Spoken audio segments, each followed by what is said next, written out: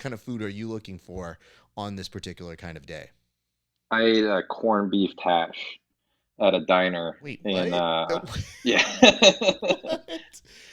Yeah. That's the And breakfast of champions we're talking about here? it was a huge plate of corned beef hash. I was like, I don't know if I should eat this whole thing. I might puke like while I'm training, but it's like 7:30 in the morning. I'm like, oh, I think I'll have enough time to digest. So I ate the whole thing, like four pieces of toast. And I was like super full. I'm like, okay, now I can go to sleep. Like now I'll be able to take a nap after this meal.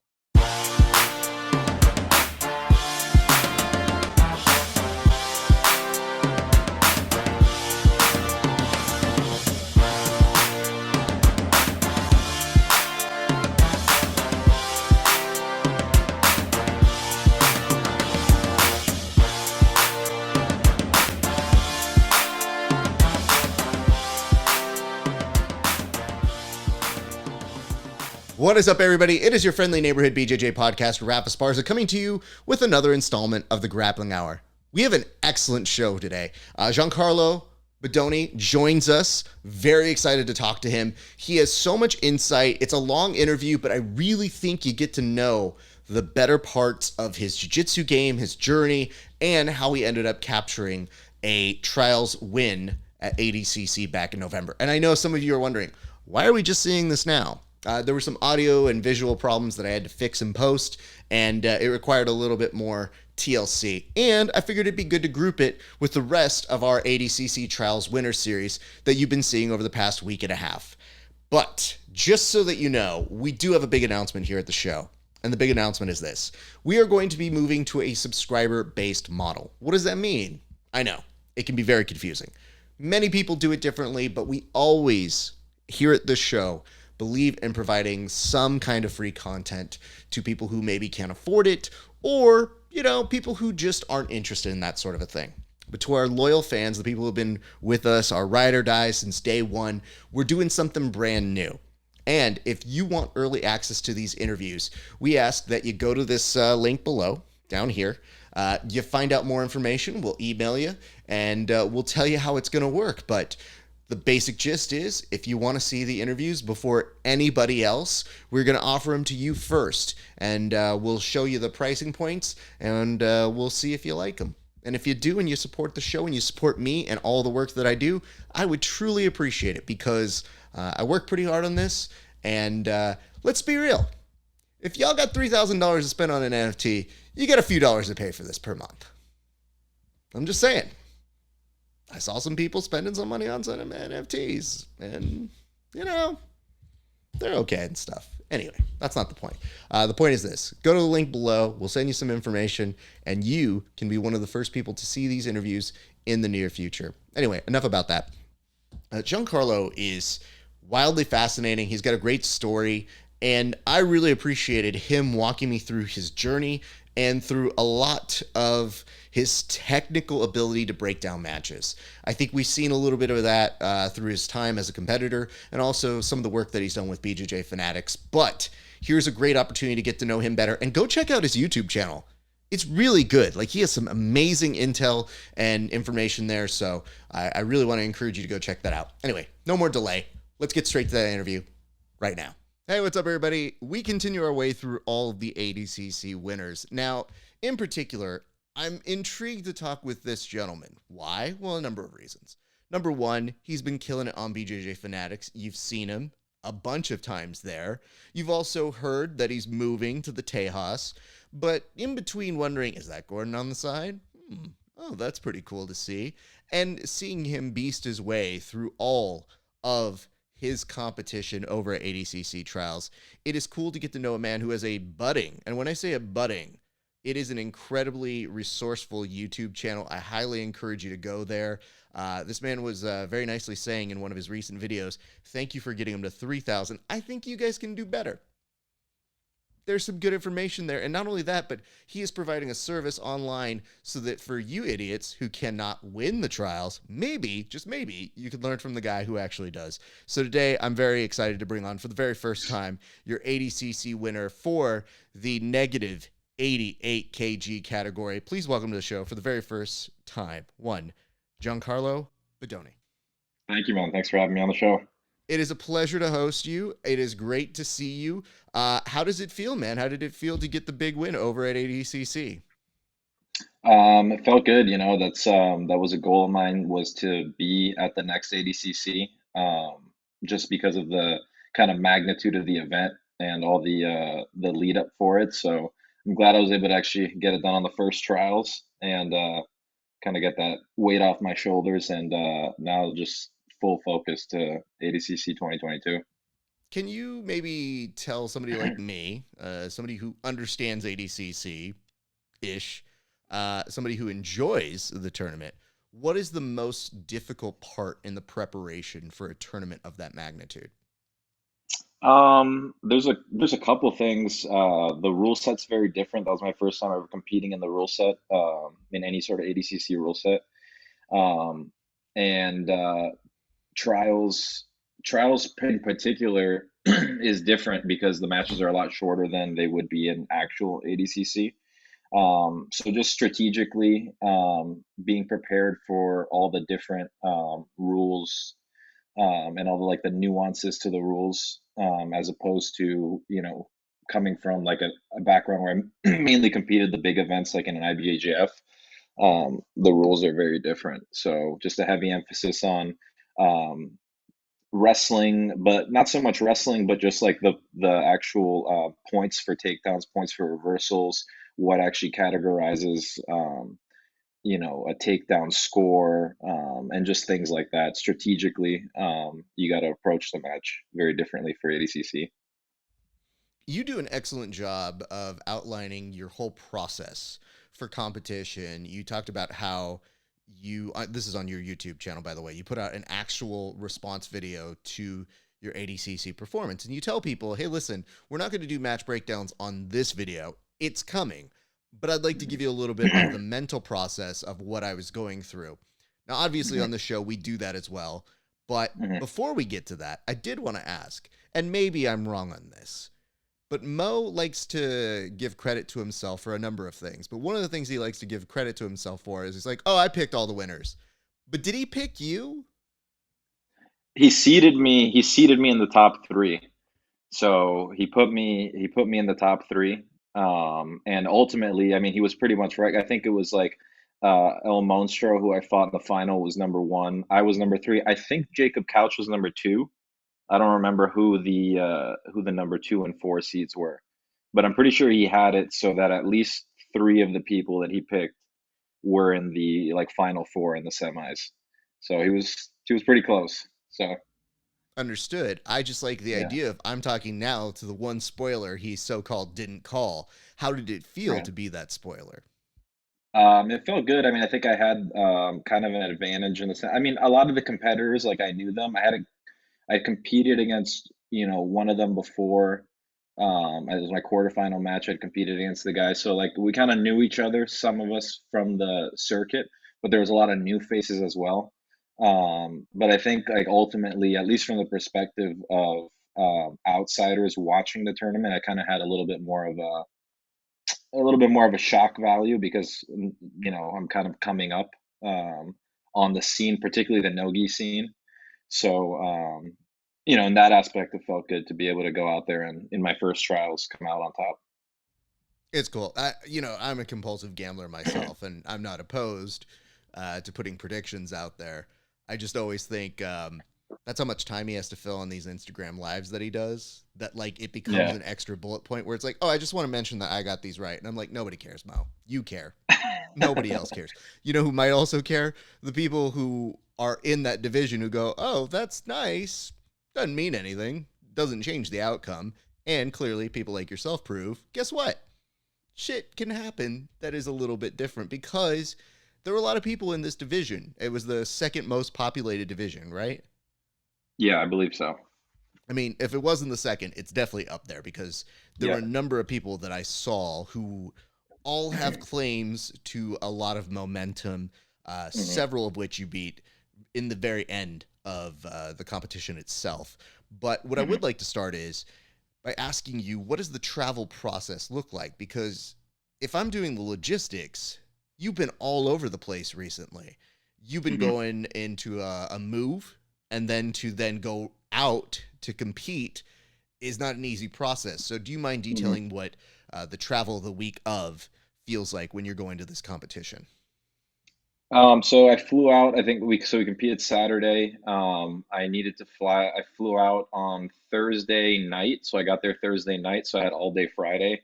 I flew into Philly Friday, took a train to Atlantic City from Philly, and pretty much had the day there. I went straight to the rules seminar, did the rules seminar. I cut some weight at night, and yeah, that's pretty much it. I like to have at least like one day, um, especially with a time change and stuff, to just to have a day to rest. So I'm not like traveling the day right before the tournament, especially if I have to cut a few pounds. I had to cut a few pounds before the weigh-ins.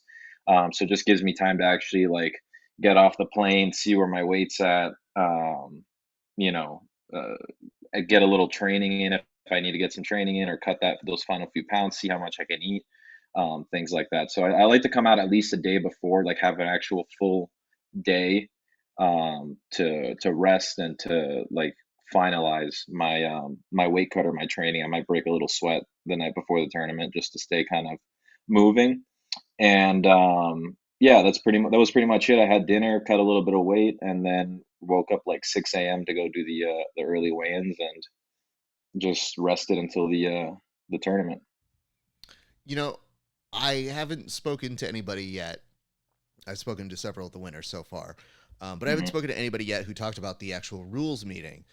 How Hmm. helpful is that in terms of your competition success? Because I know from how you've described your training, especially with Danaher, there is a Hmm. huge emphasis on the rule set.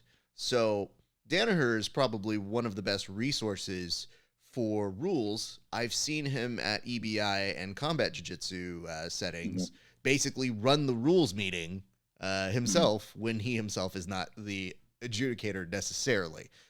Oh yeah. So how does going to the rules meeting give more help when you already have one of the best kind of guides for that? It's just to kind of clarify, like the if I had any questions, or just to kind of get a general like overview of the rules, and especially ADCC. Like John knows all the rules. He's coached at so many ADCC, so he has a lot of experience with that. And just like you said, he's the guy that like in the rules meeting, he basically runs the rules meeting. Like he knows the rules, especially for like EBI and ADCC. Um, I think most of the training here so far in like the month that I've been here, and all the times that I've trained with the squad on and off over the years, has been had a heavy emphasis on like an ADCC style rule set, that being like the pinnacle of no-gi grappling. Um, so I just wanted to go to the rules meeting just to get a little like brush up on it. I had watched like a rules seminar on YouTube that Mo put out. I had watched that like about a week before the tournament. And yeah, I just wanted to brush up on the rules and just see if there was anything that I could pick up, or anything like that. But I kind of had an idea already of what the rules were, and like what my game plan and strategy would be. When that does happen, though, does it become like maybe a good refresher course to just kind of put you in the right mindset? Because I start thinking of several things. If I were you, I'd probably be thinking of food most of the time. So I kind of get that element of trying to stay focused and sharp. But did any of that come into play when you were ending up competing the next couple days? Was there a specific moment that you go, oh, you know what? They did mention this, because in the heat of the moment, you don't know what you need until you know what you need. Yeah, yeah. There's definitely like it's especially for ADCC, like there's certain things where like the boundary rule, like you can go out of bounds, and like you have to keep fighting. That's something that, so for example, I had a friend of mine that was competing, that when I was living in Boston, he's from Massachusetts, and he was helping me with my training prior to moving to Texas. And he wasn't at the rules meeting, so he didn't know the rules too well. And when they went out of bounds, he kind of like stopped, and he could have ended up in a good position, or at least a neutral position. He kind of like stopped while they were the other man. He looks up at the ref, And the guy he was competing against keeps going and takes his back, and he's like looking at the ref with his hands up. And I'm like, dude, you have to know this, because you don't want to be that guy that doesn't know the rules, that thinks you should have gotten points for something that you didn't get points for, and then you're blaming the judges, or you're blaming, you know, the ref just because you didn't know what the rule was. So I think in that aspect, it's so important to know the rules, not necessarily to like play the rules, but just to know them so that you can't, you know, get screwed over just because you didn't know what the rules were, right? You didn't do your homework.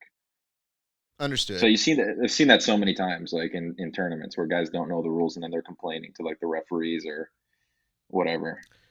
True. And Yeah, I'm not going to single out an entire nationality or group of people here, but you will see continuously, let's just say Brazilians, arguing when they know the rules and they're just like, let's right. see what we can do. Yeah, And yeah. to be fair, I've seen a number of my coaches and friends over the years when they are coaching Hmm. yell at the ref, and I go, you know that you're wrong. And they go, so Yeah. it's not unfounded. I'm just curious, when this happens, are you guys, when you're doing specific drilling, because your team is known for that, are you just allowing people to roll off the mats to the kitchen and being like, well, we got to be prepared, guys. We got to be ready for anything at this point? No, actually, John emphasizes safety a lot in training, so we have a really we're not like rolling into each other or like rolling off the mats, or like we have a pretty good gym culture in terms of like safety and not like going too crazy. Like our training is very very technique based, so it's like focused a lot on like just like the technical aspect and like control. So it's not like a, you know, crazy training environment where guys are doing like flying arm bars and like tackling each other into the walls and stuff like that. I mean, when I previously interviewed Danaher, I remember famously there was a little bit of a interesting reaction from people when he talked about these scissor takedowns. And he's Hmm. like, nah. And people go, what? And I go, well, I think he's probably figuring maybe don't, because Yeah. y'all are trying to do really big fights and super fights. So Hmm. why would you risk getting into that when you can't have a training partner anymore who's top tier, and then Hmm. you may not be top tier anymore as well. So no, it checks out and Yeah. it makes sense. All right, let's It's start funny at. you, Oh, go ahead. sorry. No, I was gonna say it's funny you mentioned the scissor takedown, because that exact situation happened today in practice where I was rolling with a kid. He didn't know what the rule was, and he like I had him in a single and he jumped on a Kani Basami. And then John just like pulled him aside and was just like, you know, don't do that because it's really high risk. And like, look, nothing happened in practice, but it's high risk. You know, something could happen. Oh God, Yeah. I can only imagine how long winded that talking to must be, given Danaher's posts. It's like having him render a real time reason why you shouldn't be doing this, and then him explaining the history of jujitsu and going, oh, you know what, dude, I won't do it again.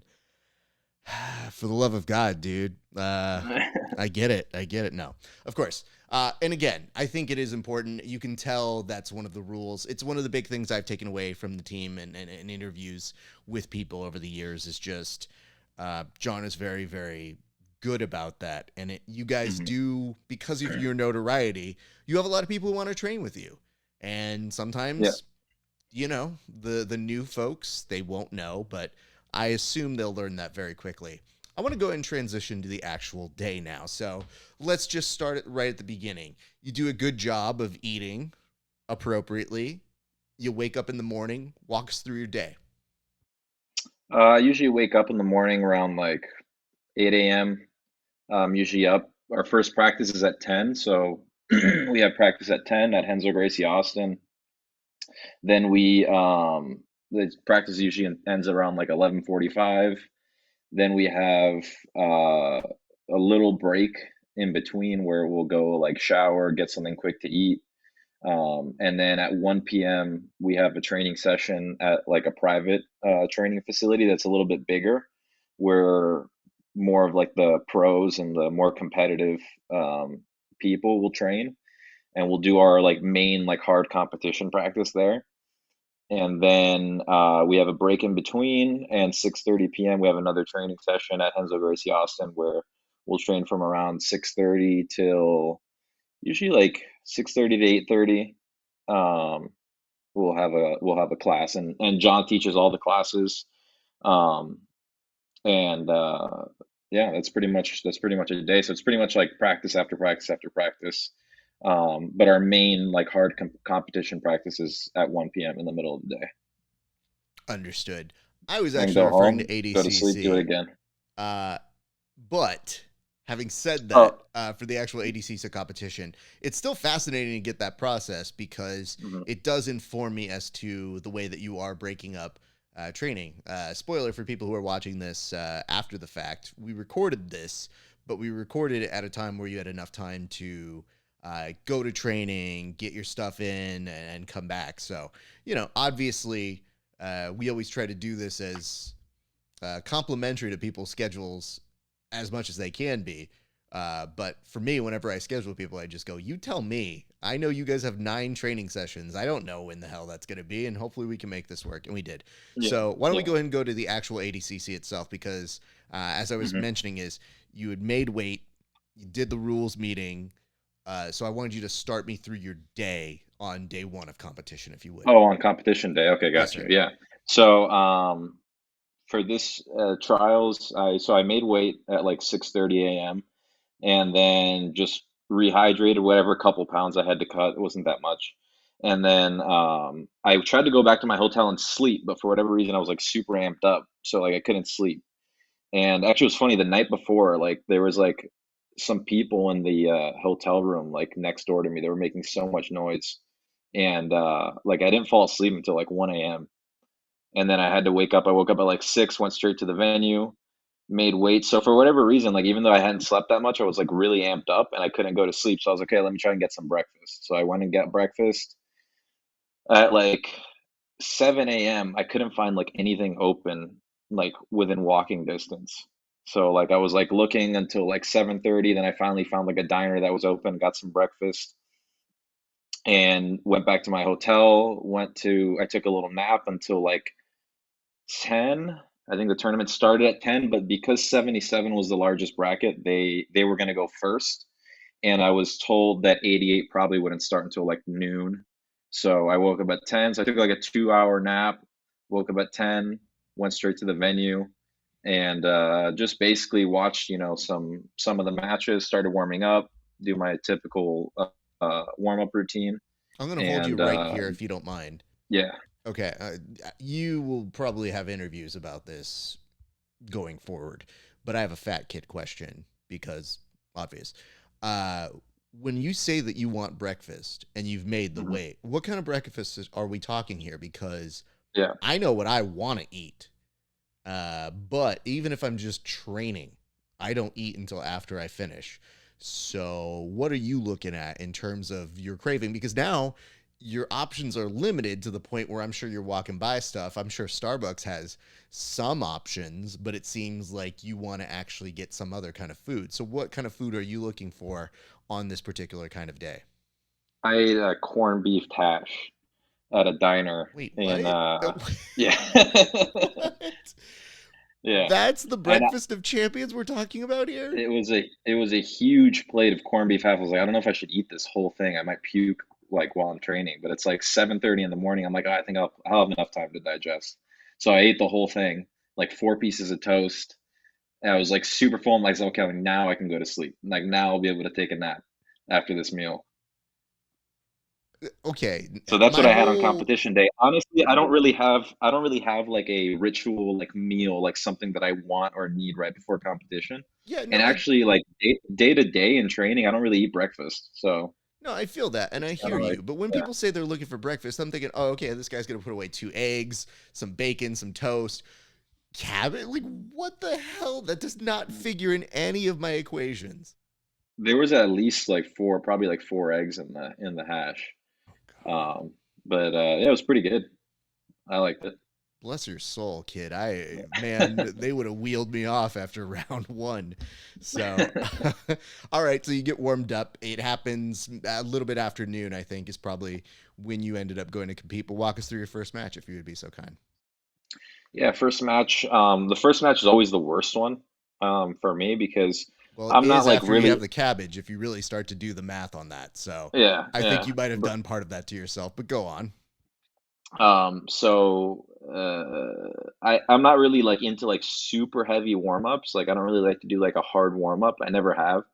Just because I don't like to do anything different than I would normally do on like a regular training day. So like when I train day to day, like I basically just do like a really light warm up, just like some like basic mobility. I'll do like some shoulder rolls. I'll just like just get my temperature going. And I'm also a really heavy sweater, so like I sweat a lot, like very easily. So like within 5 minutes of drilling, I'm already like dripping sweat. So it doesn't take much for me to warm up. The thing is that I just mainly like to stay warm. So like I'll just keep like sweatpants on. I'll put on like heavy socks, hoodie because I sweat so much. And then like the venue has AC that if I like sweat and then I don't cover myself, I'll just get freezing cold right away. So I just get like loose enough that I'm not like sweating, but like my body temperature is slightly up. But the first match is always the worst because it's like you're kind of like you're getting that heart rate up like for the first time um, in the day. And do you want me to walk you through like the actual match itself or? Would love that. That would be great. Yeah, so I forgot the guy's name that I fought. Like my first three opponents, I didn't really know who they were. All good. I think I Um, got you on this. I believe your first opponent was Kote. was it Kote? I think if I remember correctly, Kote was the second one. The first one was he an Atos guy? I'm pretty sure he was from Atos. First round. Let me double check this. Were you in the round? You weren't in the round of 128. Um, I got you I Homa BJJ Kote.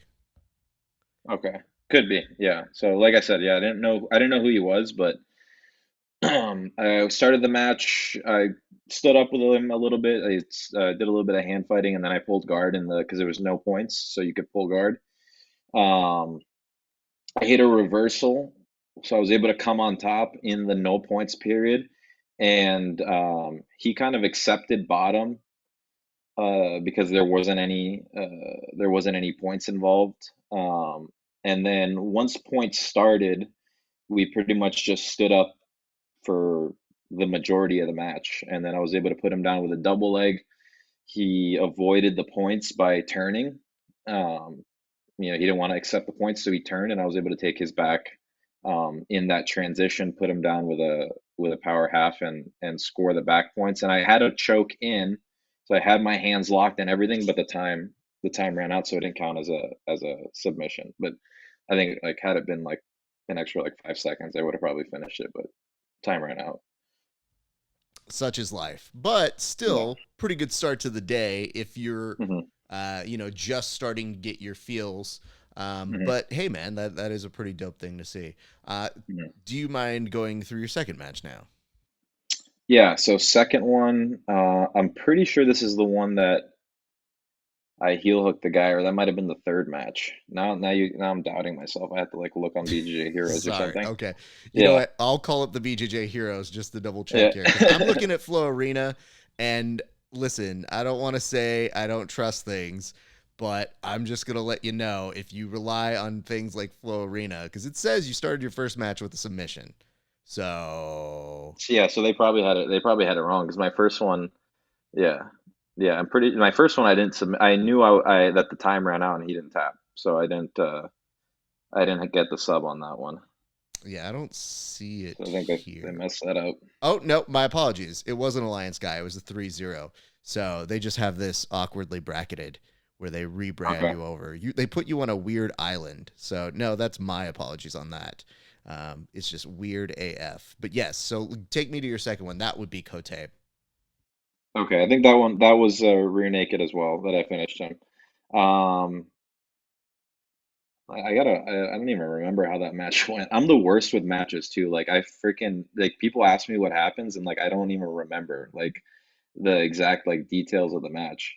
I'm pretty sure with him, I took his back in kind of like a similar way. I hit a reversal and then he had tried went to avoid the points and I took his back and was able to finish with a rear naked. But that's pretty much like the name of the game with like ADCC is like if you're reversing people and they're trying to avoid points, you have to be good at like taking the back. So that was like a lot of my training focus and like strategy going into into those matches was basically based around that, like reversals to back takes, because it's just hard to score and keep people down on ADCC because they just keep moving the whole time. They go out of bounds and like keep moving. So you have to be good at like taking the back. So that was that match. I'm pretty sure that's how I took his back, was in kind of like a reversal, in exchange for reversal. Noted. All right. So it's telling me now, because I'm actually looking at the BJJ Heroes, which is probably where I should have gone first, if I'm being honest. Screw that. Never going back to Flow Arena again. Logan Yox was the first. That was a 3-0. So that's Yeah. where you talked about securing the back. You end up getting Yeah. that. The second one was Maxim Cote, who you ended up getting a heel hook on. Now, Okay, so you that were was a heel saying in hook your one. video that you were stoked that this is your first heel hook that you've gotten in competition because you've catered more toward IBJJF rule sets in the past. Correct. Correct. Yeah, first heel hook in competition.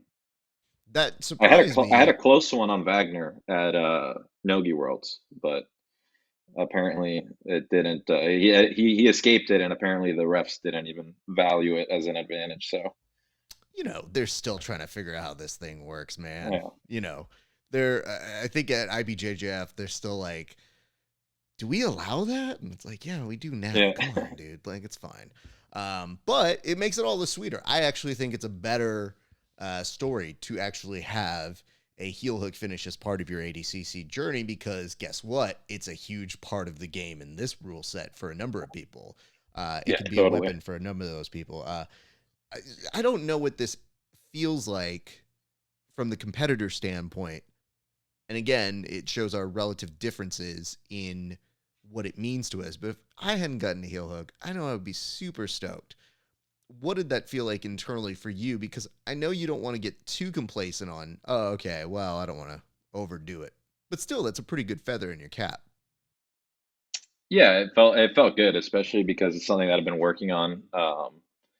I've been working on heel hooks for a while, like probably the last like 6 months or so to a year, like actually like studying and like drilling actively and stuff like that.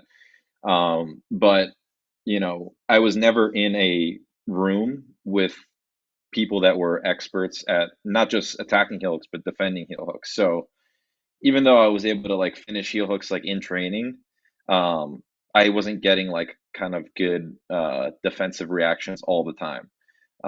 So just being able to like brush up on a few things that I was doing wrong or that I was maybe missing out of, and particularly like a couple different entries that I had been working on in like the last like 3 weeks that John was really having me focus on. So I was able to hit that a couple times in the tournament, and one of them I was luckily able to actually finish the leg. And actually, I don't know if I would have finished it if Gordon didn't like yell out to me like right in the middle of the match. He was like telling me that the heel was exposed, and that's what made me sit back and actually finish the heel because I was gonna actually use it as a reversal to come on top.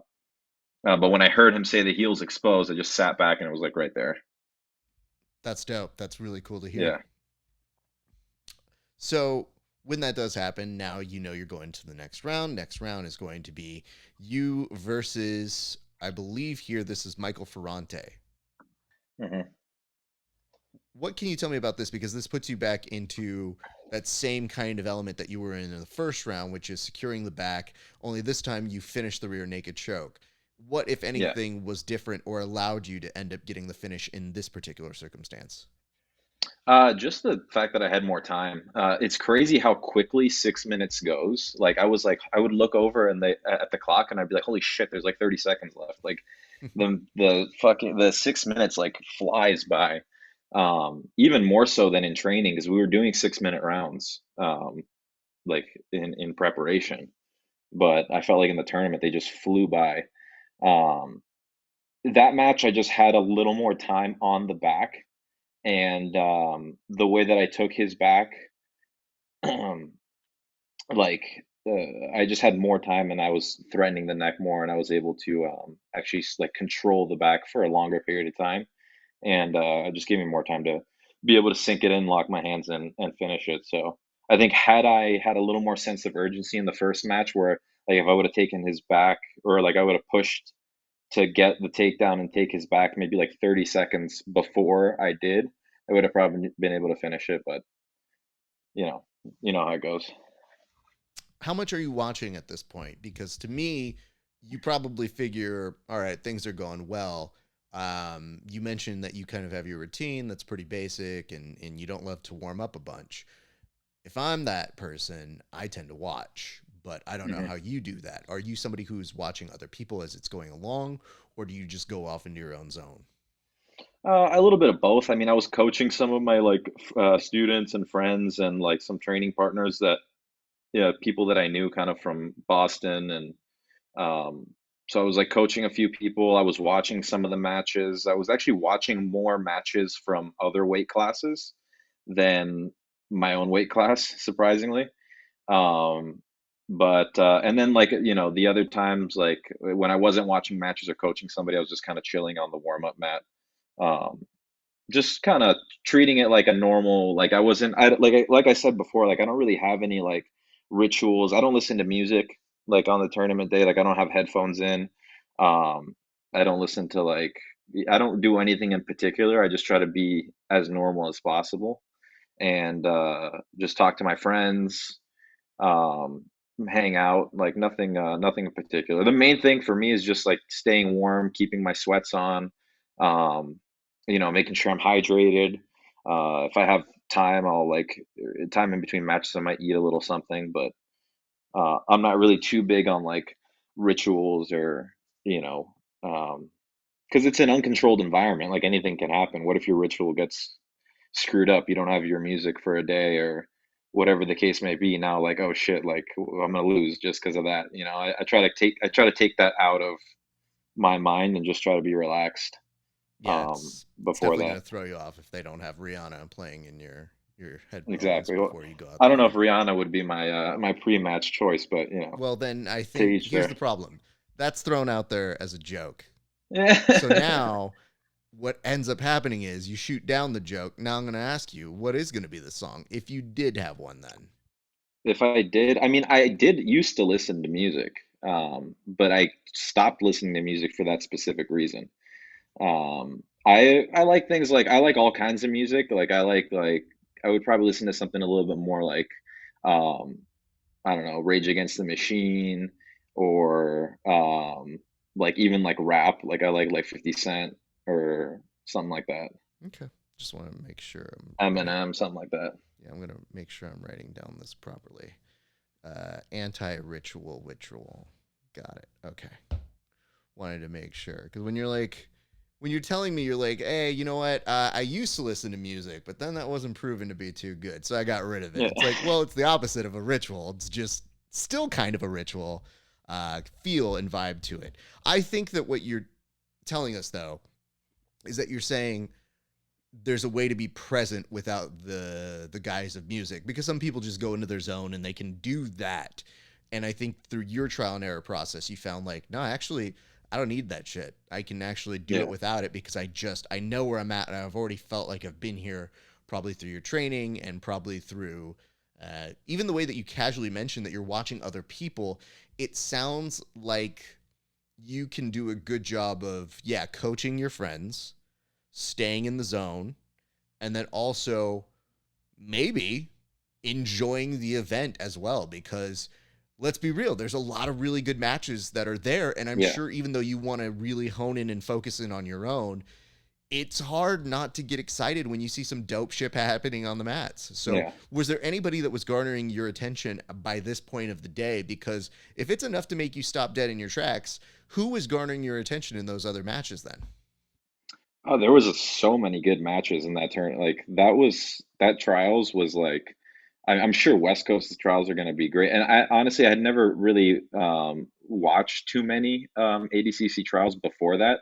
So I mean, I'm sure there was always good matches, but like this one in particular, like there was some amazing matches. Like Cade had an awesome run with like some beautiful, like when he hit that flying darts, I was like, holy shit. Like I was watching that, like amped me up.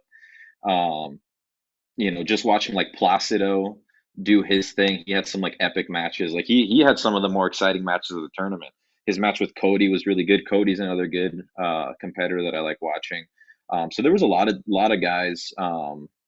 Yeah, particularly just because they were going first. I was watching a lot of like the 77 division, and there was a lot of great matches in that weight class. So um, yeah, I had a lot of fun watching those matches.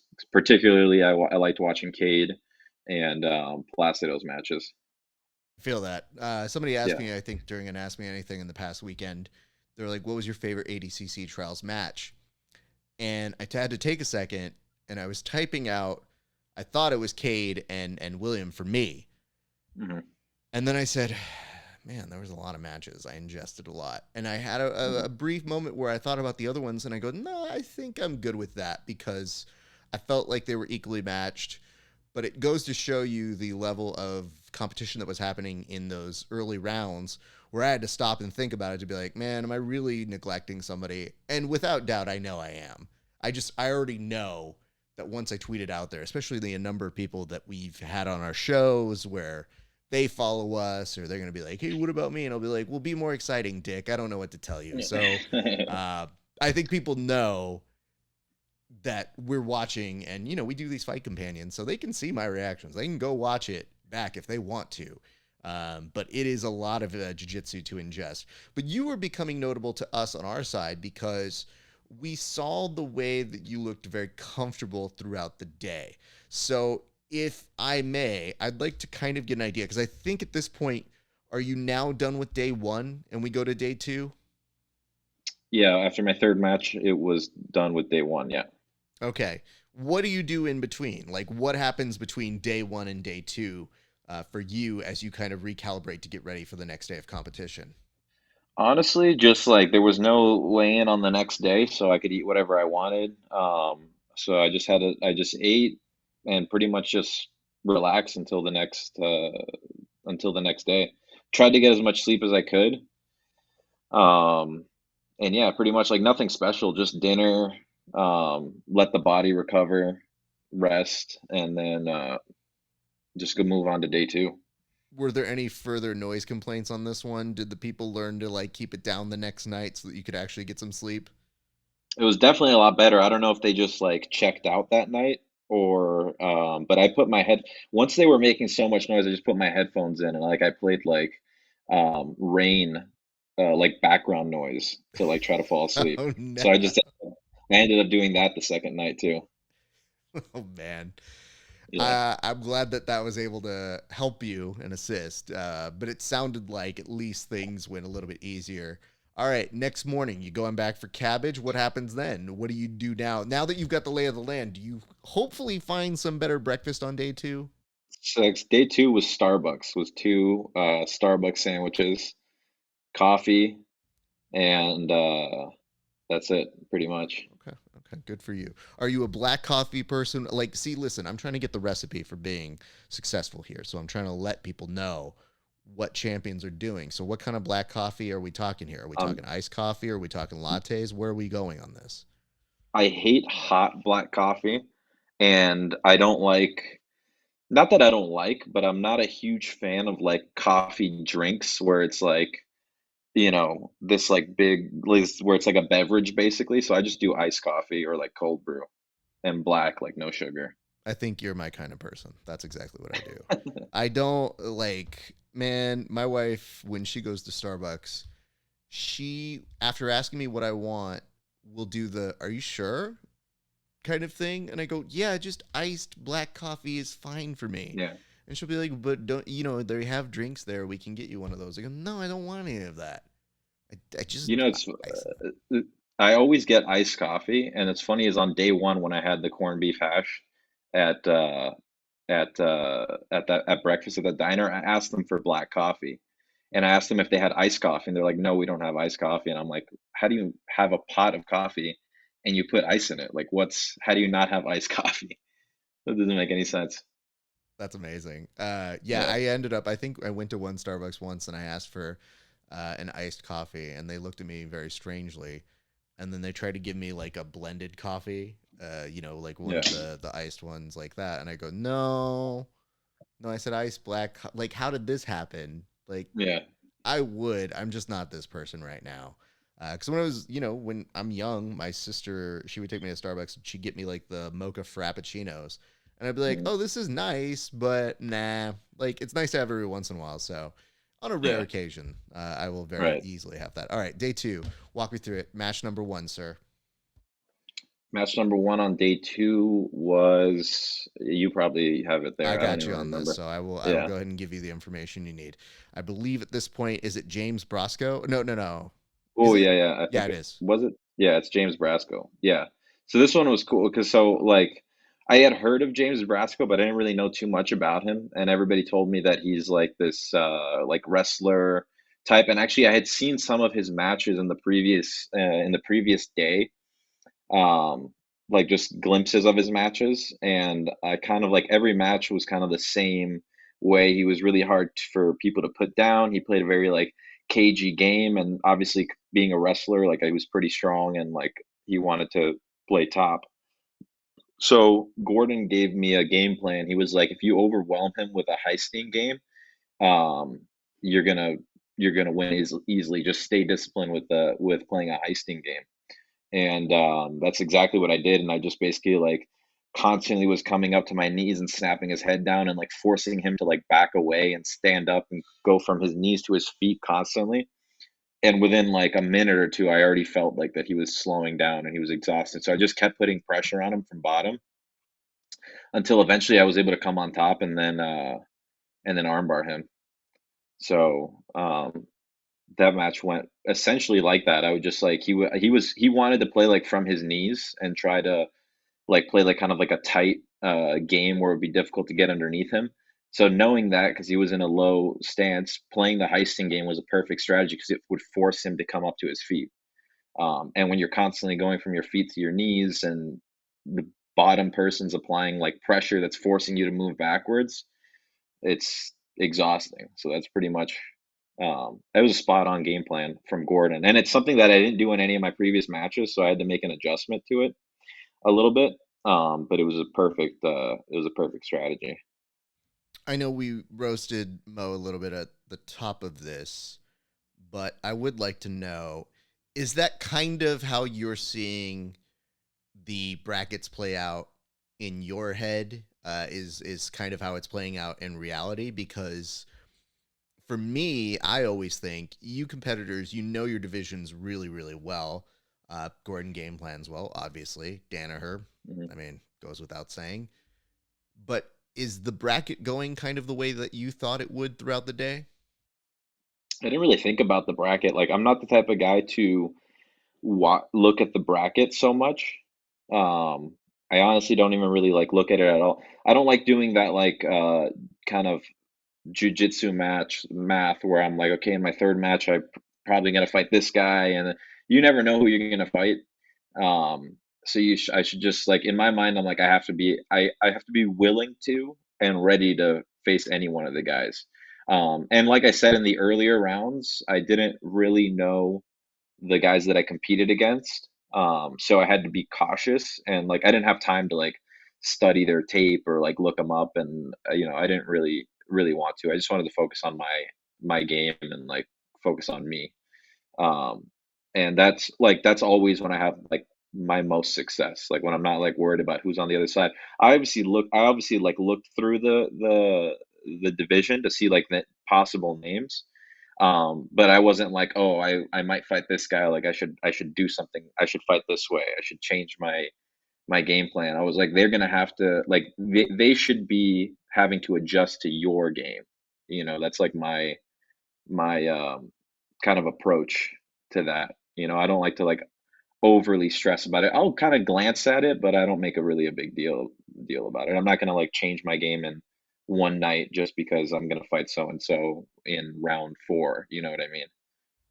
Completely. Part of the reason why I asked this at Yeah. this particular juncture is because your next match is against somebody that you do have familiarity with, you've trained with, you've competed against before, obviously previously in the gi, which is strange because both of you now are these guys who are really doing good things in your no-gi games. Hmm. So it's kind of, in a way, the competitor, but it's just in a different setting. So Hmm. tell me a little bit about your match with Ryan. My match with Ryan, yeah, I actually never trained or competed against him Nogi, and I know he's training at 10th Planet now, so he's probably essentially like pretty much only focused on Nogi. Um, but yeah, my match like with him, same as before. Like my whole thing is just to bring my game to my opponent, like not worry about like what he's gonna do. And I'm fairly confident in pretty much like any position. Like if I have to play bottom, I have to play top. If he wants to pass with like a specific type of passing, I'm usually fairly comfortable. And that's always what I've strived for, was to be comfortable and be confident in any position. Like I think that's the goal for most people, or at least it should be. To not be one dimensional, to be complete. So anywhere that I've trained, that was essentially like the goal. Like when I trained him under Lepre, like he was known for being a complete athlete. He could play top, he could play bottom, he could finish from the back, he could finish from, he could pass, he could do everything. Gordon, same thing. John, same thing. His knowledge is like very, very well rounded and profound, like everywhere. So that's like always what I've strived for. And like, um, yeah, it was no different. Like in this match, like I just like went there. Like I knew I had competed against him before, and I'd beaten him when we competed. So, but I wasn't like going into it like underestimating him, and like it was a different rule set. Like I'm sure he's a different athlete. But I could feel that as the match went on, like I just kept pouring on pressure, and like eventually it was like breaking him down, and like the pass just kind of came. Um, once like I was able to sweep him, or he sat back actually for an Aoki lock on me. He was playing top. He sat back, and I used it to come up, but there was no points during that period, so it was early in the match. So he was willing to obviously like play bottom because there was no risk of being down on points. And yeah, he was mainly at like looking for legs, but I just like didn't let it get close. I was able to control his ankles really well, like just keep good solid pressure on him, and ultimately like the pass um, kind of presented itself, and I was able to stick a pass to side control. I didn't finish that match, so I won it on points, which sucks, but it is what it is. I had a couple Darce attempts, but he did a good job at defending, and like time ran out. So I mean, better than the opposite. So I know right, the goal is always to get a submission, but I do tell athletes, I'm like, don't worry if you're exciting or not. Just do your job and win. Uh, yeah, you know, obviously it is preferred to be exciting, but on something like this, to punch your ticket to go to something where the event is a spectacle in itself, do what you hmm need to do. yeah, and my style too. Like for trials, the matches are so short. Like my style is kind of like as the match goes on, I feel like I improve. Like Mm. I just get better and like I build momentum. So in a short match, sometimes it could be hard to actually finish in the full 6 minutes. But it was a good match either way. And I was happy to be able to make it to the semis. Well, you make it to the semis, and then you break a number of people's hearts for the Hillbilly Hammer because this gentleman is quite beloved. And obviously, now it's just in the realm of jiu-jitsu. I don't know him personally. I have not interviewed him yet, but there is a good sense of people like this guy. And I Hmm. will let you know this. We had an open mat going on at our viewing party as I was on a fight companion. And there was like a moment where I don't think it's disrespectful to you, but it definitely is people in the gym going, "Oh, he didn't make it." And I go, "Yes, yes, he'll be back. He'll be fine. Shut up, everybody." But there was just a little bit of like, "Oh," and I was like, "Oh God." Yeah, It makes me he's laugh. But such a go ahead. I like Jacob, the Hillbilly Hammer. He's like we're friends outside of like the competitions and stuff. So I'm actually like I'm pretty good friends with all those guys from Pedigo. So they're super nice people, really like genuine people and stuff. So like he's I could definitely see that that happening just because he's such a like a character that's like you said he's like loved in the circuit, and I like him a lot as a person. It was a good match. Like I knew he was tough and like he was ready to come and win. And like regardless of like whether we know each other or not, it's it's competition. So you got to do what you got to do. I mean, I get it, dude. Yeah. It's nobody's gonna fault you for it. One of the things I like to chastise my friends about, or even people who give that big of a response, is always like, "But what about the other guy? What a dick move, everybody! Jesus, like for me, obviously you have your initial reaction, but then when people drag on about it, it's like, well, jiu-jitsu operates like this. Someone's got to lose. So how about be nice to the guy? Because I was like, I don't know you personally either. But I was like, hey man, that was pretty dope. You got a great submission there. You're able to pull it Mhm. off. Was there any particular moment that you knew that you were able to get the submission? Because you were ahead on points, but what opened up for you that allowed you to get the finish? Um, I felt pretty much in control the entire match. Like I knew his game plan would be to go to the legs. That's his strongest point. And you could argue that it's my weakest point because it's like I said, I had my first heel hook win that day or that weekend. So, um, like he's definitely been more successful in that realm of grappling, like leg locks, than I have, and he's submitted good people. Like he just submitted Roberto, so he has big wins under his belt. So I knew that like that would be or at least I thought that that would be his game plan or like his path to victory. So like when I pulled, I was like, okay, this could play a couple of ways. Like either one, he's gonna try to sit back on a leg, or I'm gonna probably come like reverse him during the points period and then end up passing. I so what happened was like I off balanced him, and he just kind of like laid there, and it was like 30 seconds before points or something, and then I was like, oh, he wants me to come on top during the no points period, so like I wouldn't get the two. And like I was like, okay, he's either going to try to go for my legs or he's going to try to use the fact that we're in the points period to go for my legs and use it to like sweep me. Um, so that's why like I was like, okay, it's no points. I'll just come up and I'll go straight into a body lock. And that's like my not necessarily body locks, but like pressure passing is like the way that I like to pass, in um like tight passing. And I was like, we had 4 minutes left in the match. I was like, okay, I'm in a body lock. I have plenty of time. And like, I felt really, really confident. I was like, I was like, I don't think I'm gonna get swept from here. Like, I'm in a body lock. Like, there's no way he's gonna get to my legs. So at that point, it was just kind of like a slow, like pressure game. And once I got to like top half, I felt really, really confident. Like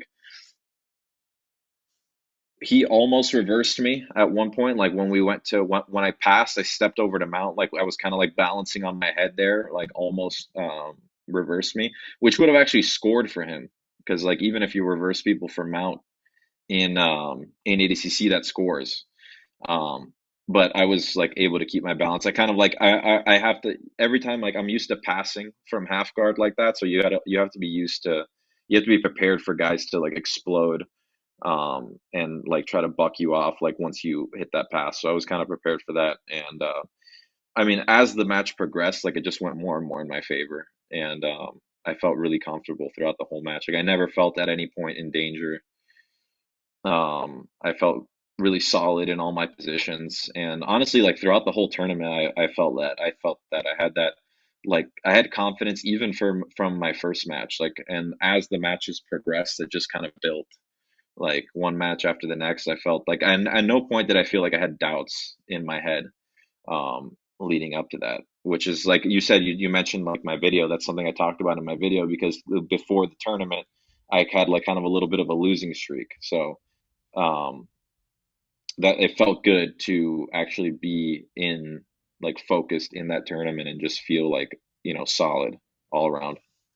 Yeah, I mean, I in particular, I appreciated that part of your video because I know that so many people get hung up on it. And while I wouldn't call myself a competitor like you in jiu-jitsu, I've competed enough in other things and I've coached enough with a number of different personalities where you can see people get into that place where they start to get into self-defeatism, or they Hmm. get in a place where they allow the worst case scenarios that they imagine in their head to become reality. And Hmm. a lot of that is like, dude, don't defeat yourself for your opponent. Like the way to stay so consistent here is, yeah, you might be coming in with a series of losses, but you're coming into an event and all of that gets erased. So however it Hmm. is that you find that you get into your zone, you really have to harness that. And the real struggle I find for a number of people is maintaining that level for a long period of time, because that is almost just as exhausting mentally as it is competing physically. So Hmm. it is something that I know a lot of people struggle with. And every once in a while, if I pull an athlete aside and they're friends of the show or I just know them, I'll look at them. I was like, what the fuck's going on with you? Like, shut the fuck up, dude. And they'll laugh because I have a particular way of doing it, and it usually is through humor. And I had one of my friends qualify for something recently, and he came out. He was really angry, and I was like, "Hey, man, congrats, you won!" And he goes, "Yeah, it's not just I didn't win the way I wanted to. I didn't do it right. And how is this supposed to be exciting? And how are we supposed to grow the sport?" And I was like, "Who the fuck is thinking this?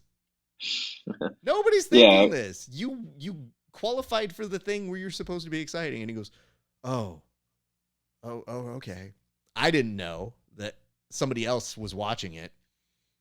Their student comes up to me and they're like, "Yo, my coach was telling me how you fucking just literally roasted a guy until he believed in himself again." I was like, "Oh, yeah, that's kind of my specialty. I don't know how to tell anybody inspirational nonsense. I don't have quotes that tell you, like, you know what? Fall down 4 times, get back 5." I was like, "No, I'm pretty much going to tell you what a shit human being you are. And if you don't figure out that you're decent at jiu-jitsu, then at the very least, people will laugh at you." What's So, funny is like so like that a lot of people do that and it's like self-sabotaging, but like I'm hypercritical of myself. And it like motivates me. Like every time I fuck up like in a tournament, I'm like I should have been able to do that. I should have been able to finish it. I just like after the tournament, like I remember after like trials, like I couldn't wait to like get better at like what I fucked up, you know? Like so I'm like self-critical, but I feel like in a healthy way where like I want to like immediately like correct mistakes in training, if that makes sense. yeah, absolutely. That's Uh, what you're supposed to do. yeah. It's hard to get there.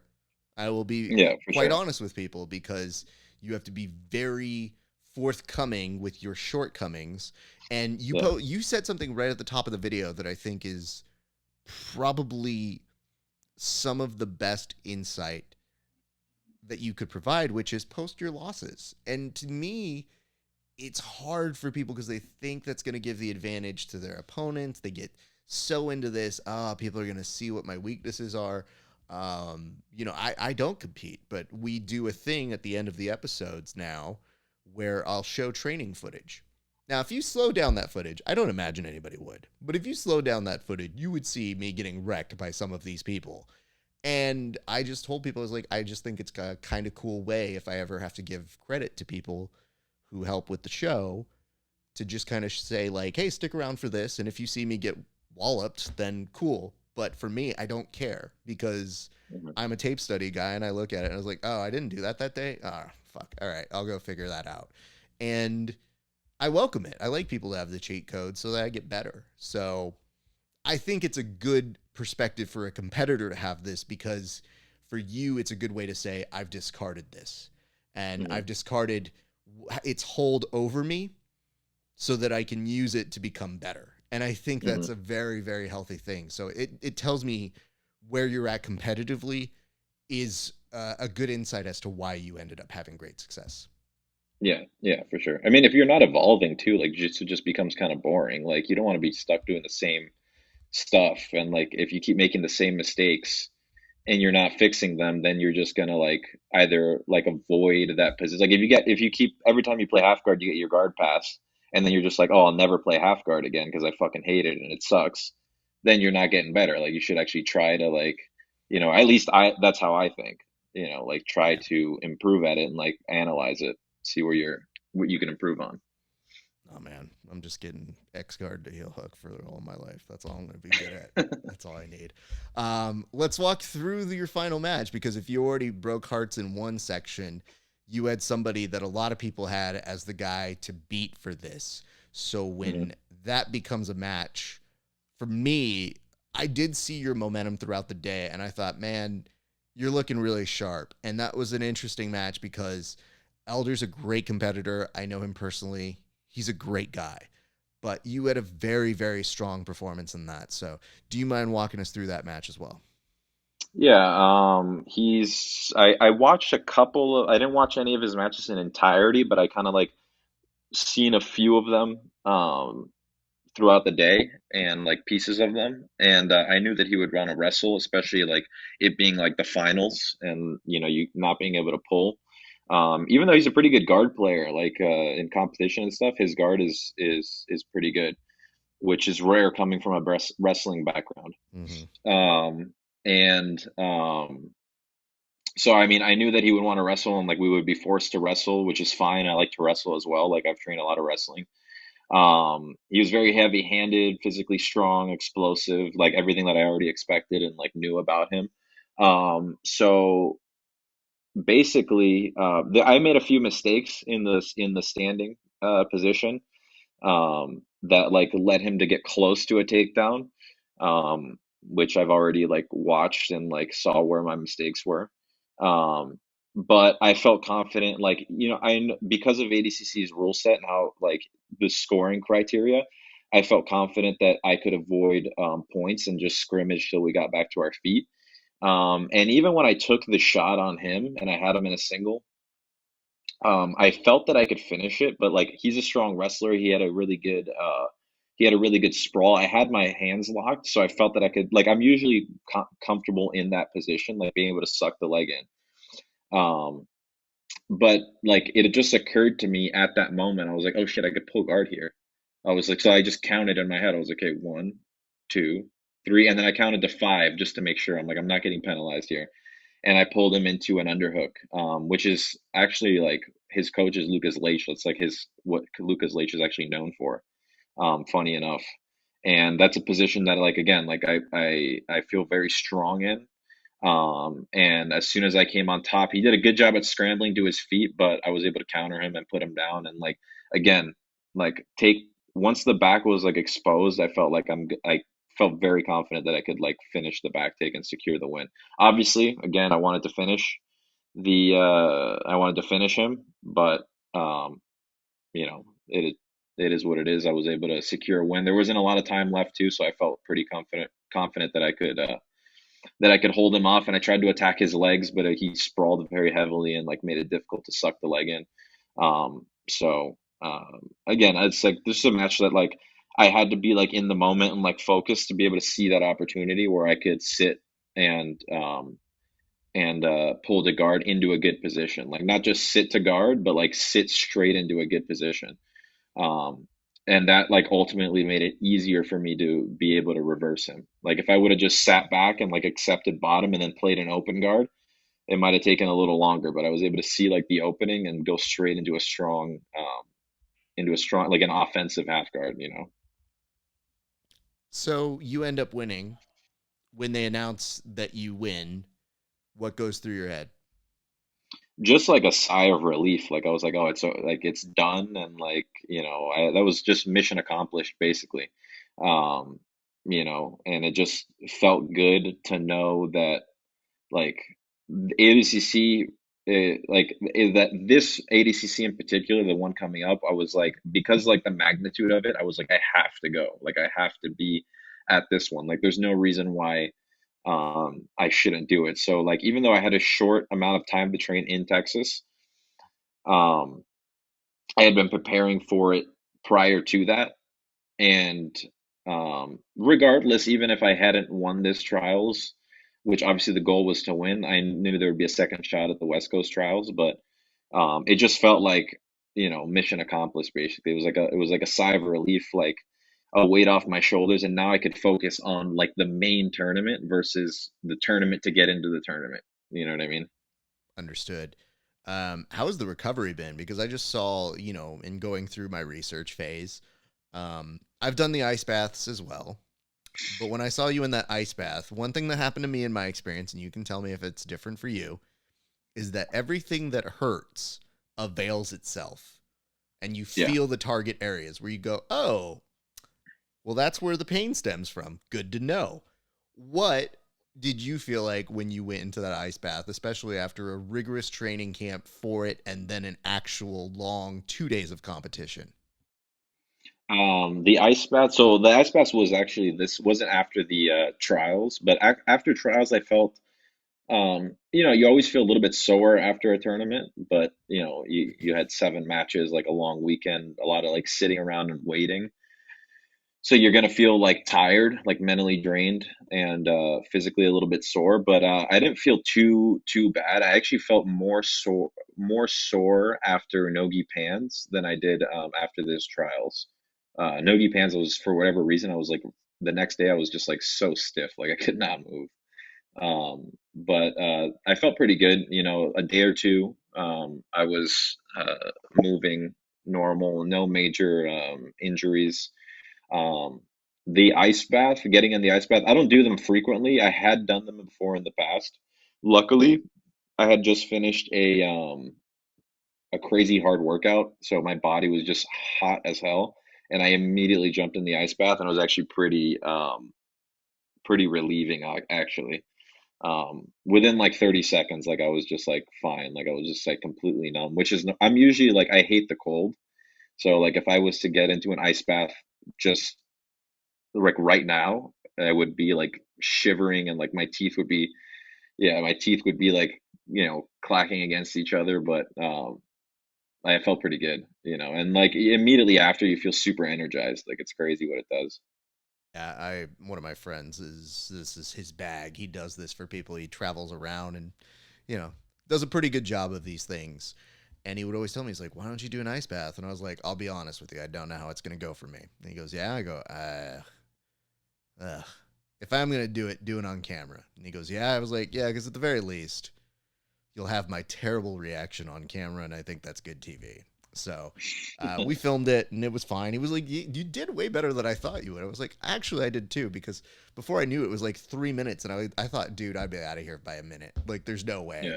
And like you mentioned, you kind of go numb for a second, and it is good. It was very fascinating to do. I don't know I'm doing it all the time, but I did experience it, and I do it more. It's just, man, it is a different experience into itself. I did want to say this too because I also saw on your Instagram you had been working some of your wrestling a few weeks out. Obviously, that is a great asset to that. How much do you think that training that you were doing for those wrestling sessions paid off for this kind of knowledge for ADCC trials? Oh, big time. It's a huge part of ADCC. Like it's not, because ADCC is not like a jiu-jitsu tournament. It's almost like a cross between jiu-jitsu and wrestling. So it's you have to like train to some degree. You have to do some kind of wrestling. And just particularly like the hand fighting stuff, and just the intensity of like standing position. Like you can drill it as much as you want, but unless you're like actually training and doing rounds with good people and committing to like shots and knowing how to like deal with counters and things like that, and defense to shots, that's something that a lot of jiu-jitsu people like struggle with, is like defense to shots. um so just that understanding um made a huge difference. And like when you're training wrestling, especially like if you're training wrestling with like wrestlers versus training wrestling with like jiu-jitsu guys, it's different. Like obviously the scoring and stuff like that's different, so you can't necessarily rely 100% on just wrestling, but you have to be able to take things from wrestling and bring it over to your style and to your rule set. So yeah, it was beneficial, and luckily I was able to have some good, pretty high caliber guys um, that I was able to train with. So And good on you. I would say this though, because the comment that you have here on this is, who else thinks we should compete in BJJ in singlets? I vote yes. Now, first of all, why? Second of all, you're crazy. Third of all, like, did you end up rolling in the singlet? so that guy, the guy that gave me the singlet was Sammy Brooks. He's a two-time NCAA champ. And I had always wanted a wrestling singlet for whatever reason. So he gave me one of his singlets as a gift after the training. I don't think that I haven't actually trained in it since then. Um, but I might, who knows? I might just show up to practice one day in a singlet, see what John thinks. I mean, I think John would roast you, and I'm all for that. Probably. I would tell you this: we had a sponsor way back a few years ago, and they were starting to do some jujitsu stuff, but they had a singlet, and they're like, go through anything you want on our website, take anything you want, let us know what you guys like. Just send us a note. And I was looking at the singlets. He's like, yeah, look, we're really big on singlets. And I was like, well, we do jujitsu. I don't know that we're similar brand. And I started looking through, and there was one that looked like America threw up. Like it looked like something you get at a truck stop in the middle of America. And I go, oh my God, give me that singlet. And he goes, yeah. And I was like, yeah. I was like, I have no business wearing this, but it looks amazing. And it got to the point where he was like, what do you think you would do with it? I was like, well, we do these pro wrestling kind of like videos once a year where we do some fun videos. They do pretty well. I would wear one for that. And he's like, oh, yeah, here you go. And lo and behold, people enjoyed that singlet. But I did do one day of training in it.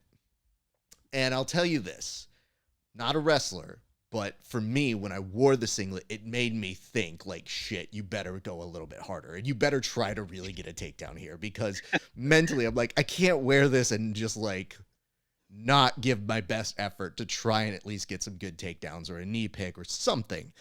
And I won't say it made me better, but it definitely made me go, oh, fuck, all right, I better try harder with this. Having said that, I rolled in it and it was weird AF. So I don't know where you're coming from in terms of like, yeah, we should do jujitsu with this. Cause I was like, bro, I don't know, man.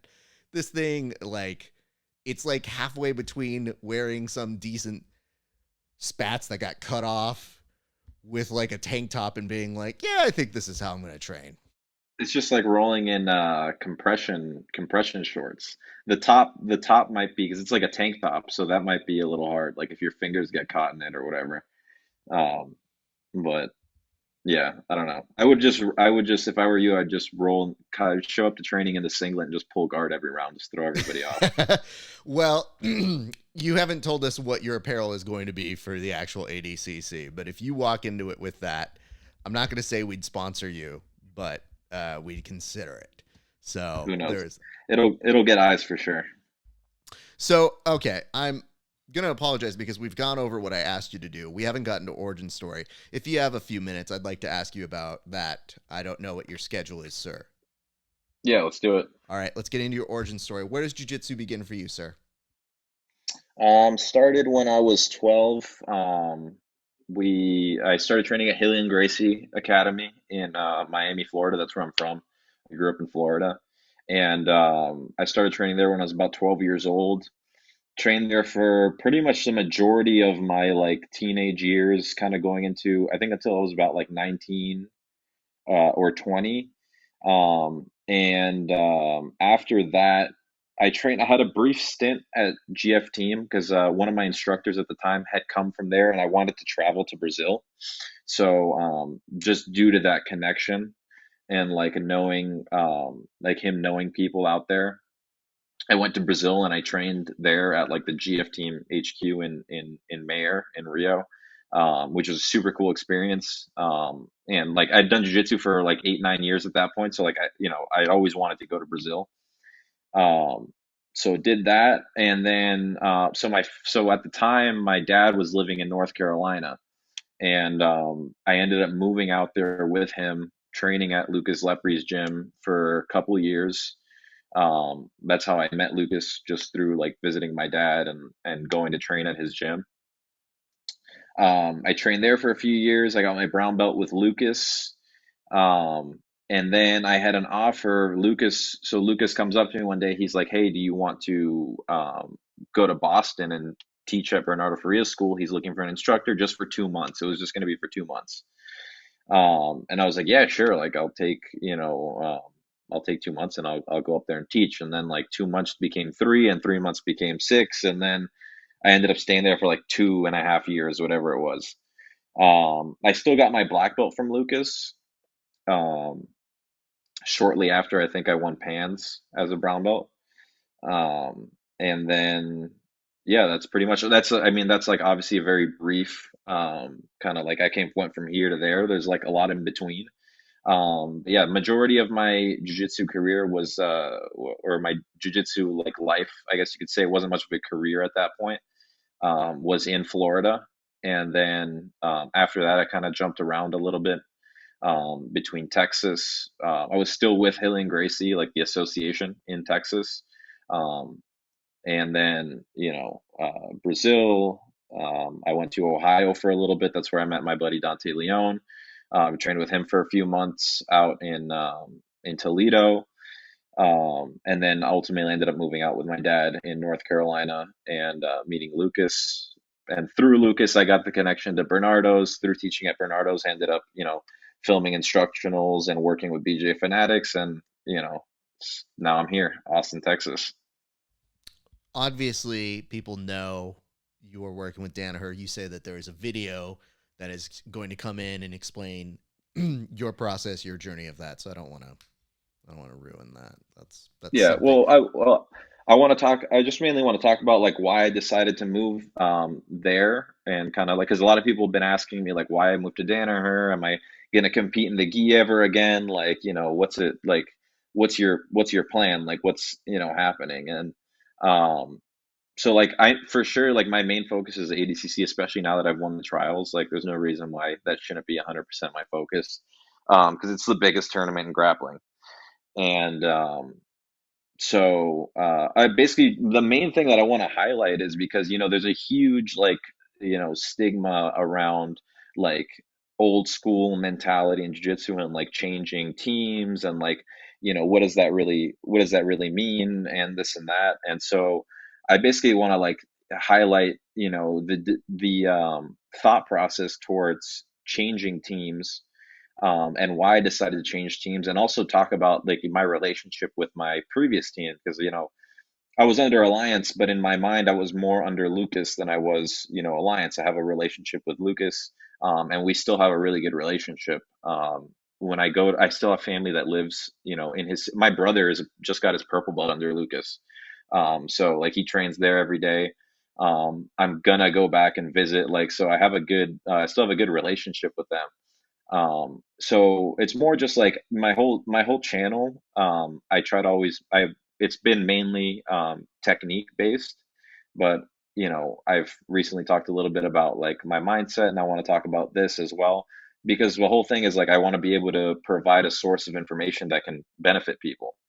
And if people can relate to me and relate to my story, and they, have questions, or they're maybe in a similar situation, or even if it's, obviously the main idea behind the channel is technique, but there's a lot outside of technique that jujitsu has to offer. So my whole thing with the channel is just to provide information, share my experience, share technique that could ultimately be able to help people. So yeah, I just want to, talk about the move, talk about how I decided to move the way that I did it. And, I just don't, I hate those politics like behind jujitsu that like, you train with somebody and just because you don't train with them anymore, like you're supposed to like hate each other or like what happens, that's not the way that like I think like, so, that's just basically what I want to share.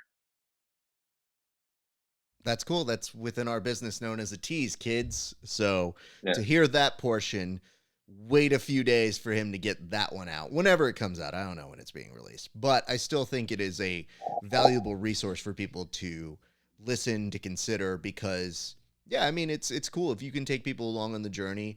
Techniques are great; they get great views, but ultimately, if they get to know you better, there is a similar way that you can continue your brand as somebody who is sharing that part of your journey when it happens, as opposed to looking back later on and saying, like, now that I think about it, some more things on ADCC trials like 10 years down the line where it's going to be like, Yeah. Yeah. well, that's cool, but we kind of have seen like 5 ADCC since, and you probably won some other shit. We don't even care anymore. So I think it's a good thing to preserve it. I tell people part of the reason why I reach out to the people who win is for the direct reason that you don't get post interviews. Flo talks to you for 3 minutes, and Yeah. then in there, you're supposed to have some personality, when in actuality, you're probably tired AF. So, this is always my way of saying, like, you did something really impressive. We should really put it in a capsule to have that moment. Now, Hmm. if you're Mason and he just appeared on my show 4 weeks ago, I'm a little mad because I got to pull him back on out of politeness and do the whole goddamn thing over again. So if you watch that interview with me and Mason, it's mostly me yelling at him for 20 minutes to be like, dude, can you let someone else win? Because I'm tired of interviewing you. So is what it is. But it's a good problem to have. I would ask this because it's something that I ask everybody when they talk about their origin story. When did you know that you fell in love with jiu-jitsu? It sounded like you had a good family involvement with it that was kind of guiding you, and because of consequences for where you were moving at the times, that you found really good training around you, and that's really good. But when did you actually know, like, nah, this is something that I actually want to do and pursue, not just as a hobby, but as an actual sort of lifestyle? As a lifestyle, I always wanted to pursue. I always liked it. Like for whatever reason, like I always loved just being at the academy. I loved training. Like there was times where like I was, like a teenager, so I was in school and stuff, and like I during like summers, like I would train all day long. Like I would just be there constantly. Um, I just loved it. And I loved being at the academy, just like being on the mats. Like for whatever reason, it was just like a comfortable place for me. And so I always like enjoyed the lifestyle of it. And I always enjoyed like the study and the practice of it. And I had competed here and there in the lower belts, but I didn't really start competing until I was a purple belt, till I was like I got my purple belt, I think I was like 18 or 19. Yeah, I think I was 18. And like I and even early in my purple belt, I didn't really compete in much. I compete like here and there, but I didn't have major aspirations um to become this like high level competitor. Um it just kind of happened. Like it's hard to like even say like a specific moment where I decided it. Like I always like I guess at that age, like you're turning 18, like 19, you're like, okay, what are you supposed to do? Like you're supposed to like go to college, like you're supposed to like plan like your like life now. And I'm like, I don't really like want to do anything else. Like there's nothing that really like interested me like in terms of, I was like, oh, I have to like now like, get a job and like maybe train at night. Like I don't know, that's not like that doesn't sound cool. So like I kind of just like made it work somehow. Like I don't, it's hard to say like when it happened. But when I went to Houston, and I trained. I told you I trained at like during within the association, like the Hilly and Gracie Association, and like I met. There were a couple of people that I met during that time period, like during that transition, that really like motivated me, or at least like put it in my mind that I could take this somewhere further, and I could be, something in the sport. So, um, I guess, that in part, made me want to pursue it. And like, I had a lot of, like losses or like kind of, I guess difficulties like in the beginning that would like in one, like for some people would like deter them. Like, oh, you don't really have a chance. Like you lost first round at like this tournament. Like you're not going to be like a high level guy. But for whatever reason, like once I had the motivation to like do it, like every time that I would lose, I would get like more motivated. Like it never deterred. Like it never like I never sat on it for like that long. Like I always was like, okay, like I'm pissed that I lost, but like I want to go back to the gym. Like I just want to like keep getting better. And like every time that I would lose, and every time that I would face somebody that was like high level or like a main competitor, and I would see that like I'm right there, and then I lost on like a detail, it would just like motivate me. I was like, oh fuck, if I wouldn't have made that little mistake, I would have beat this dude. Or if I would have just known this, like I would have beat the dude. So like it always made me come back better. And like I feel like I've always just like gone up. And yeah, that's pretty much it. Now like I have like goals and aspirations, and like I'm pretty much like fully invested. Like there's no like turning back at this point. No, there really So isn't. might as well Might as well take it all the way. It's probably a good choice. Here's what we're going to do. We're going to put a pin on this conversation because obviously you gave us a lot of your time. I appreciate it. We really got to learn, I think, a lot about not just your ADCC journey, but a little bit of the mind behind why you have had some success.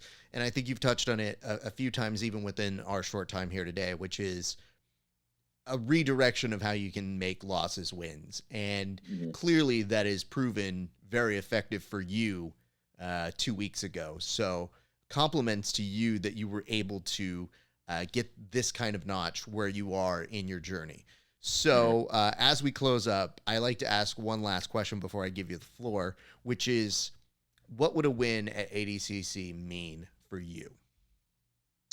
I mean, that's like the pinnacle of the sport. So like there's, winning ADCC, like you put your name among a group of guys that are a very small percentage of like the sport. So at this point in my career, that to me is like that's the biggest stage, So I'm not putting any unnecessary like pressure on myself. Like I'm going there to perform and show my skills as best as I can.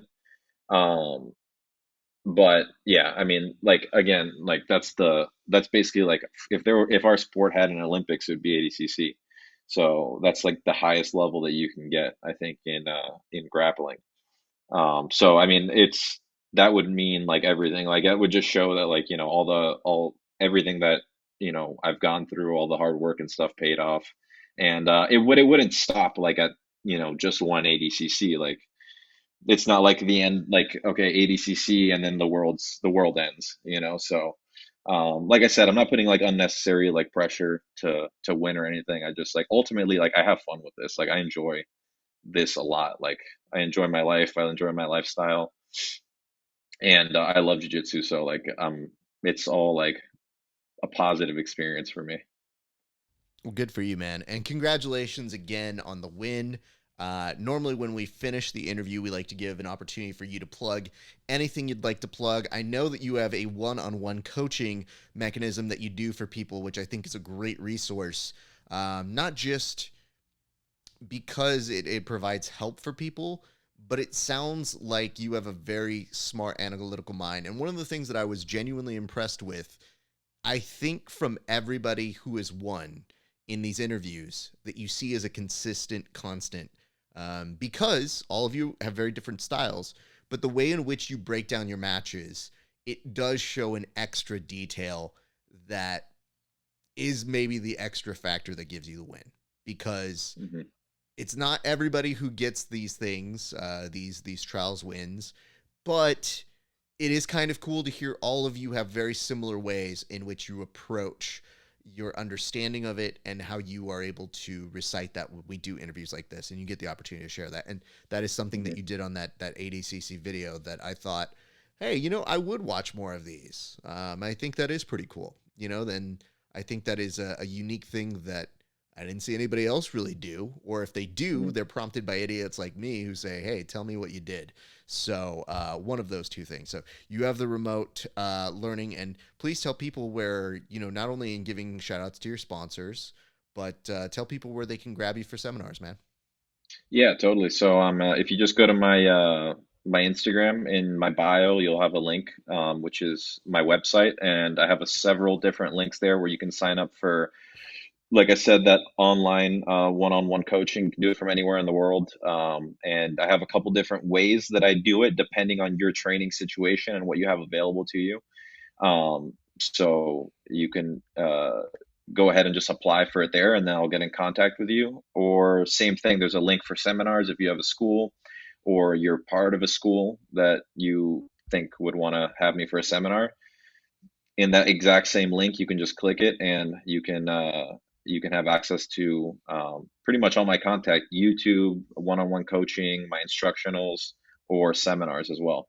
So I have a little link on my Instagram bio. It makes it really easy for you to navigate and see what you want. That's what's up. And congratulations again, sir. So wish you all the best on your journey the next 8 or so months are probably going to be super grueling, but I know we're going to see you compete in some other things in the meantime. But as the case, we always like to give proper acknowledgement. And I got to tell you, man, it was fun watching your journey all the way through. And I know a lot of people want to give credit. Obviously, I know Gordon is a huge help. You mentioned he gave you some pointers. I know Danaher, legendary, amazing coach.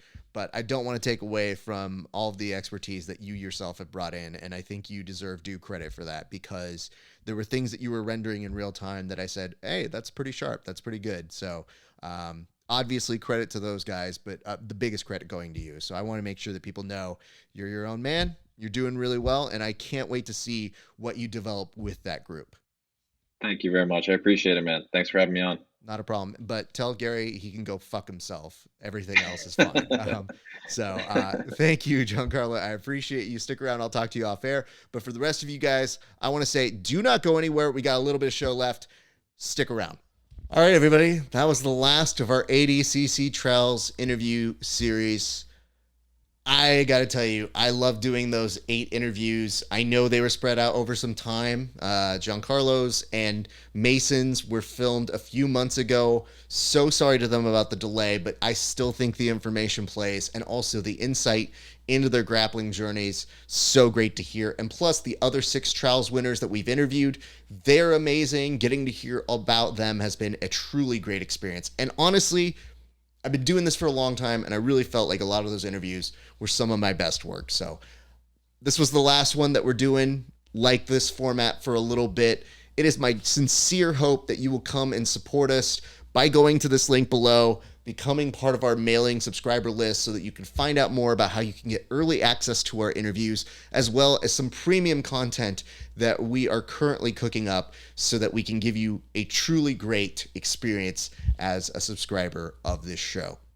I got to tell you, your support has always meant the world to me, and I am trying to build this show to be even bigger. I have really, really big dreams on where I want it to go. And I think that Grappling deserves a show that is a topical, weekly show that gives you the information that you, the true grappling fans, are really looking for. So I pour my heart and soul into this, and if you like it and you vibe with it, I would love for you to give me some support. And while we're talking about it, even if you're not going to become one of those subscribers, we're still going to have content coming on our YouTube page, and it would mean the world to me if you would do the following. First of all, give us a thumbs up.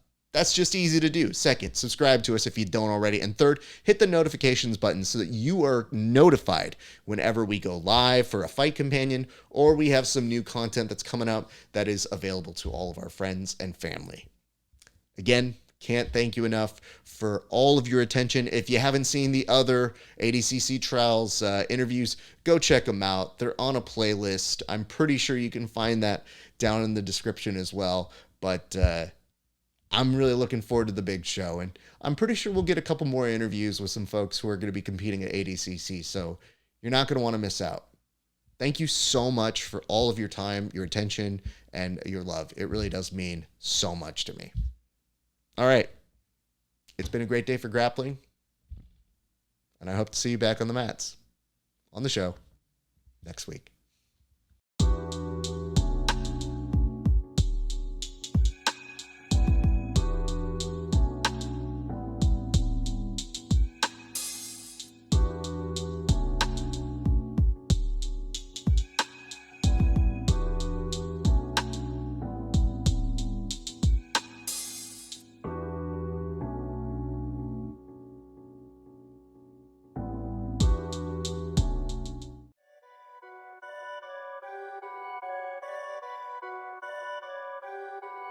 Perfect.